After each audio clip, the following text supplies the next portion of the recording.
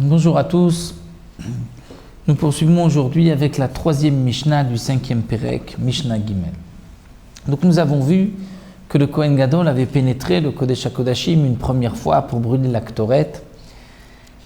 Il est sorti et la Mishnah poursuit, nous dit Natal et Adam. Il va prendre maintenant le sang du taureau, le taureau que le Kohen Gadol avait égorgé, le taureau sur lequel il avait fait le vidouille pour lui-même, pour sa famille, pour les Kohanim. Il va prendre maintenant le sang, Mimish Ayam et Maresbo, de celui qui remuait le sang, comme nous l'avons vu, puisque le Kohen Gadol a dû s'interrompre pour faire la Ktoret entre-temps, entre le moment où il a récupéré le sang et le moment où il va l'asperger. Donc il ne fallait pas que le sang coagule, il l'avait donné dans les mains de celui qui allait remuer le sang. Il reprend maintenant le sang du taureau, Nirnas le makom shi nirnas, et il va rentrer à l'endroit où il était rentré auparavant, c'est-à-dire dans le Kodesh HaKodashim, de la même manière entre les deux parochot, Ve'amad be makom she'amad, et il se tiendra debout, là où il s'est tenu debout plus haut, c'est-à-dire entre les deux barres, les deux badim du Aaron.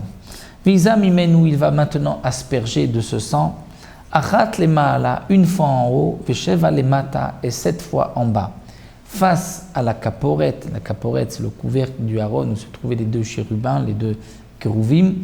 Il va asperger, il ne touchait pas le Aaron, il ne touchait pas la kaporet, mais face à la kaporet, il devait asperger une fois en haut et 7 fois en bas. Velo ayamit kaven le azot lo le ma'ala, velo le mata. Il ne devait pas avoir une pensée particulière, c'est-à-dire de viser une fois en haut, au-dessus de la caporette et 7 fois en bas, et là qui matzlif, c'est-à-dire comme celui qui frappe, qui donne un coup l'un après l'autre, et comme la Gemara et les Barthénois nous expliquent, donc lorsqu'il aspergeait la première fois les ma'ala, il avait donc le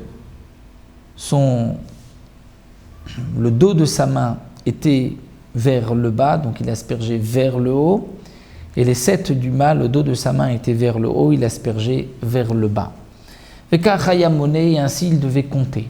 Achat, une fois, lorsqu'il asperge en haut. Ensuite, achat ve'achat, une fois et encore une fois. Pour les 7 fois qu'il allait asperger, il devait à chaque fois dire achat, c'est-à-dire rappeler celle qu'il a aspergée en haut, et ensuite achat ve'achat, une fois en haut et une fois en bas, achat ou shtaim, une et deux, achat ve-shalosh, une et trois, achat ve-arba, une et quatre, achat ve-chamesh, une et cinq, achat va-shesh, une et six, achat va-shesh, une fois et une et 7 fois en bas. Il ne pouvait pas compter donc 8, dire commencer la première fois en haut et ensuite continuer pour en bas 2, 3, 4 jusqu'à 8.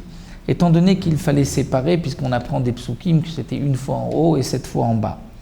Il ne pouvait pas non plus ne pas compter à chaque fois une fois et 2 fois, une fois et 3 fois, de peur qu'il se trompe et qu'il compte la première fois dans le compte des 7.